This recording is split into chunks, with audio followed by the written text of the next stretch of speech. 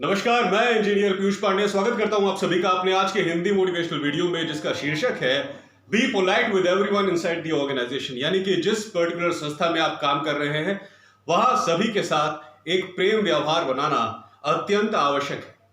यह बहुत ज्यादा रिक्वायर्ड है देवियों सज्जनों, क्योंकि प्रेम व्यवहार से ही हमारे सारे काम आसान होते हैं। प्रेम व्यवहार रखना, एक दूसरे का आदर करना सिर्फ मानव मूल्यों का आधार नहीं है, बल्कि कॉर्पोरेट लाइफ में, प्रोफेशनल लाइफ में भी आपको बहुत ज्यादा हेल्प करता है और आपकी और आपकी ऑर्गेनाइजेशन की कंसिस्टेंट ग्रोथ को मेंटेन करता है। एक पोलाइट बिहेवियर, एक हम्बल बिहेवियर, सभी के साथ एक प्रेम पूर्वक व्यवहार बना के रखना। हम सभी जानते हैं कि जिन स्पेसिफिक डिपार्टमेंट्स में हम काम करते हैं किसी ऑर्गेनाइजेशन में, हमें ज्यादा समय उसी स्पेसिफिक डिपार्टमेंट के एम्प्लॉयज के साथ बिताना पड़ता है, क्योंकि वो हमारा स्पेसिफिक डिपार्टमेंट है।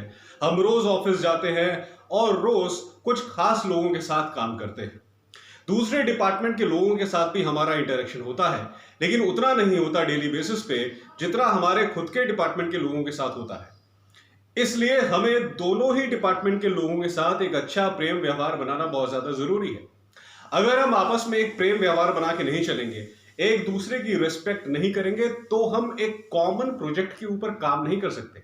किसी भी ऑर्गेनाइजेशन में प्रोजेक्ट बेस्ड काम होता है और उस प्रोजेक्ट को एकम्प्लिश करने के लिए उसमें इन्वॉल्व हर एक एम्प्लॉय रिस्पॉन्सिबल होता है अपने एक अनोखे वे में। क्योंकि किसी प्रोजेक्ट के ऊपर अगर किसी को अलाइन किया जाता है तो उसकी नॉलेज, उसकी कैपेसिटी, उसका एक्सपीरियंस देखते हुए अलाइन किया जाता है। वो टेक्निकली कितना क्वालिफाइड है, कितना इंटेलिजेंट है, कितना एक्सपीरियंस्ड है, इसके हिसाब से वो व्यक्ति उस पर्टिकुलर प्रोजेक्ट के ऊपर काम करता है। ये हुई टेक्निकल स्किल्स। आपकी टेक्निकल स्किल्स अच्छी होंगी, डेफिनेटली आप बेटर परफॉर्म करेंगे ऑर्गेनाइजेशन में। लेकिन काम करते वक्त एक दूसरे के साथ एक प्रॉपर कोऑर्डिनेशन बनाना भी बहुत ज्यादा जरूरी है। इसके लिए जरूरी है कि आप ऑर्गेनाइजेशन में एक दूसरे की रिस्पेक्ट करें, एक दूसरे की फीलिंग्स की रिस्पेक्ट करें, एक दूसरे के व्यू पॉइंट्स की रिस्पेक्ट करें। हमेशा ऑफिस में एक दूसरे के साथ पोलाइट बिहेवियर मेंटेन करें, और ये तब मेंटेन होगा जब आप एक पोलाइट बिहेवियर डेली बेसिस पे मेंटेन करेंगे। आप अपने आप को इतना डिसिप्लिन रखेंगे कि आपको किसी भी व्यक्ति से कभी रूडली बात नहीं करनी है, किसी के साथ कभी मिसबिहेव नहीं करना है। एक बात हमेशा ध्यान रखिए कि जो हम अपनी पर्सनल लाइफ में होते हैं वही हम अपनी प्रोफेशनल लाइफ में होते हैं। इन दोनों पर्सनैलिटीज में कोई डिफरेंस नहीं होता। जो एटीट्यूड, जो मैनरिज्म हम फॉलो करते हैं पर्सनल लाइफ में, वही चीज हम टेक फॉरवर्ड करते हैं अपनी प्रोफेशनल लाइफ में।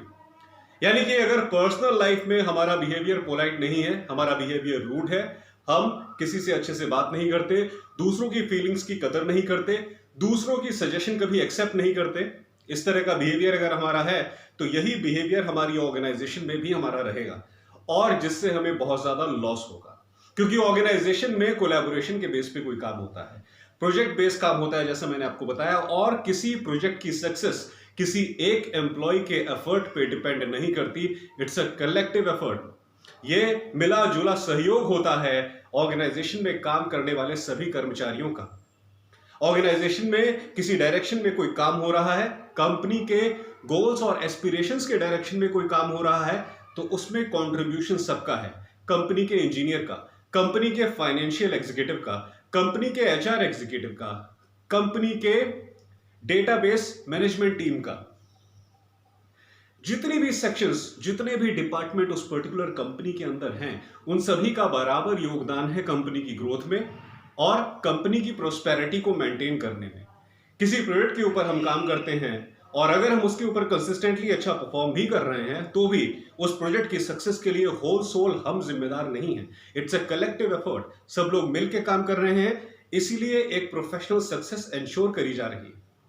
हर व्यक्ति का बराबर योगदान है, और योगदान तक तो बात सीमित है। आप अपने टैलेंट के अकॉर्डिंग योगदान देते हैं, और आपका टैलेंट अगर अच्छा है तो कंपनी को डिजायर्ड रिजल्ट्स उसके अकॉर्डिंग मिलते हैं।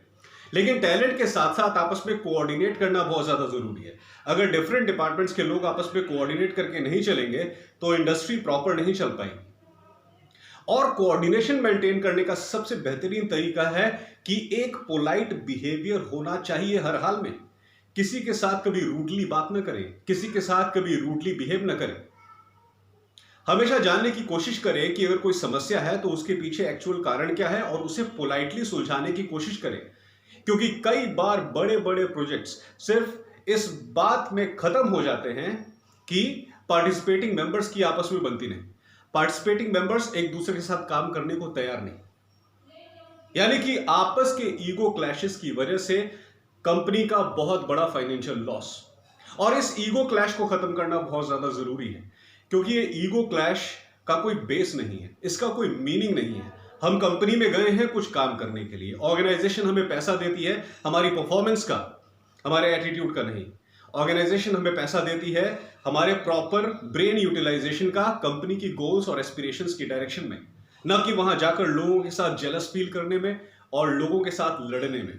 अपनी ईगो को टॉप पे रखने के पैसे नहीं मिलते देंगे सज्जनों, पैसे मिलते हैं काम करने के। और अगर आपका काम ये डिमांड करता है कि आपको कोलैबोरेट होकर काम करना है, लोगों के साथ सहयोग करके काम करना है, तो आपको एक पोलाइट बिहेवियर मेंटेन रखना बहुत ज्यादा रिक्वायर्ड है, क्योंकि एटीट्यूड कोई कंपनी बर्दाश्त नहीं करती। अगर आपको लगता है कि आप एटीट्यूड दिखाकर अपने आप को सुपीरियर साबित कर रहे हैं, तो चिंता मत करिए, बहुत जल्दी आपकी नौकरी जाने वाली है। यह फैक्ट है लाइफ का। ऑर्गेनाइजेशन में इन सब चीजों को लेके अब बहुत ज्यादा स्ट्रिक्टनेस हो गई है। सिर्फ आपका टेक्निकली इंटेलिजेंट होना रिक्वायर्ड नहीं है, सिर्फ आपका प्रोफेशनली परफेक्ट होना रिक्वायर्ड नहीं है। अगर आपके बिहेवियरल एटिकेट्स सही नहीं है, आप ऑर्गेनाइजेशन में टिक नहीं पाएंगे। और बहुत से केसेस में आजकल ऐसा देखा जा रहा है कि एम्प्लॉय को कंपनी से निकालने का कारण उसकी नॉलेज और इंटेलिजेंस की कमी नहीं है, बल्कि उसके बिहेवियर की कमी है। एम्प्लॉयज के अंदर आजकल बिहेवियर की कमी पाई जा रही है, इसलिए इसके कारण भी कंपनी से वो लोग निकाले जा रहे हैं। आपका अगर बिहेवियर अच्छा नहीं है तो आप कैसे मेंटेन करेंगे कंपनी के इंटरनल काम को? आप कैसे प्रॉपर्ली डील कर पाएंगे कंपनी के वेंडर्स और डिस्ट्रीब्यूटर्स के साथ? आप कैसे डील कर पाएंगे प्रॉपर्ली कंपनी के थर्ड पार्टी पार्टनर्स के साथ? एक पोलाइट बिहेवियर मेंटेन रखना बहुत ज्यादा जरूरी है। अगर बिहेवियर में पोलाइटनेस नहीं है, एक दूसरे के प्रति रिस्पेक्ट नहीं है, तो वो ऑर्गेनाइजेशन बहुत जल्दी खत्म हो जाती है।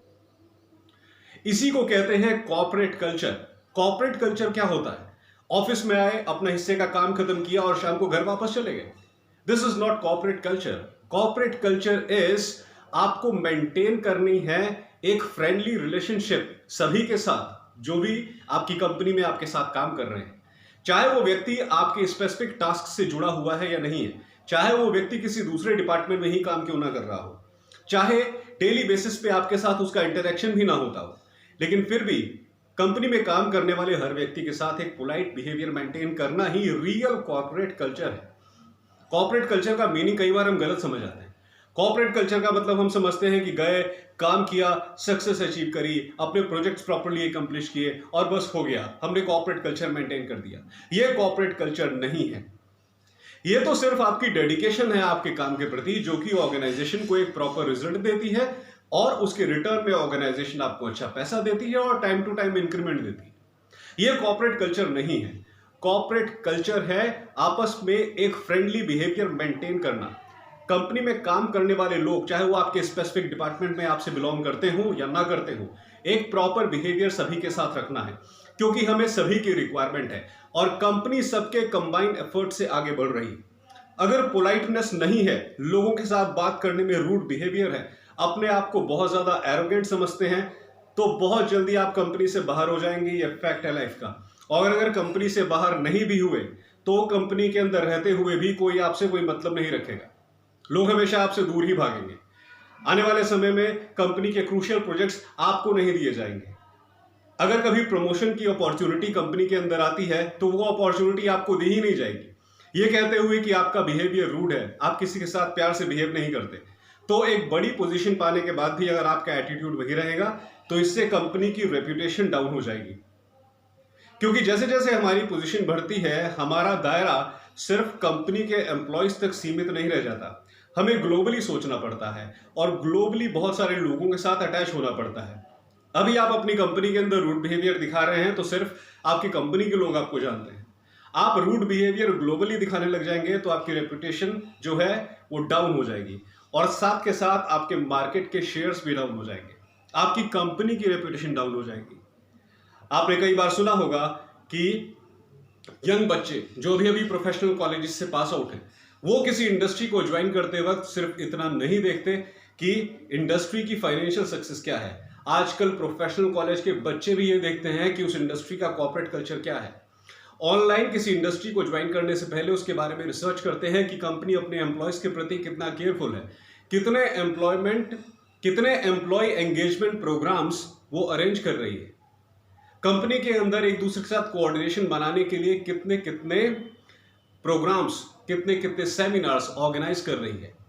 कंपनी अगर कुछ इस तरह का करती है तो लिंक्डइन और ऐसे कई सोशल मीडियाज के ऊपर अपने आप को हाईलाइट भी करती है, जिससे कि यंग एम्प्लॉयज को पता लग पाए कि कंपनी में एक अच्छा काम होने के साथ साथ उसका कॉर्पोरेट कल्चर, उसके बिहेवियरल एटिकेट्स भी अच्छे हैं।